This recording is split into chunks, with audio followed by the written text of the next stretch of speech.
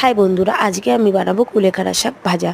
কুলেখাড়া শাক ভাজা বানানোর জন্য কড়ায় একটু তেল গরম করে কালো জিরে শুকনো লঙ্কা ফোড়ন দিয়ে আর এই কুলেখাড়া শাকগুলো ছোট ছোট করে কেটে এতে অল্প একটু কুমড়ো ছোট ছোট টুকরো করে কেটে রেখেছিলাম, সেইগুলো কড়ার মধ্যে দিয়ে একটু নাড়াচাড়া করে কিছুক্ষণ লো ফ্লেম করে চাপা দিয়ে রেখে দেবো। কতটা জল বেরোয় দেখে তারপরে অল্প করে পরিমাণ মতো নুন দেবো। যেহেতু আমার শাকটা কম আছে তো নুনটাও আমি অল্প করেই দেবো যাতে নুন না হয়ে যায়। আর একটু পরিমাণ মতো হলুদ দেবো।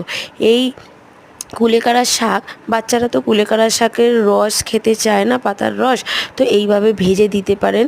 তাতে বাচ্চাদের উপকারও হবে আর তারা খেয়েও নেবে। এটা আপনারা বাচ্চাদের খাওয়াতে পারবেন আর তাতে উপকারও হবে। ভিডিওটা ভালো লাগলে লাইক কমেন্ট শেয়ার করে দেবেন।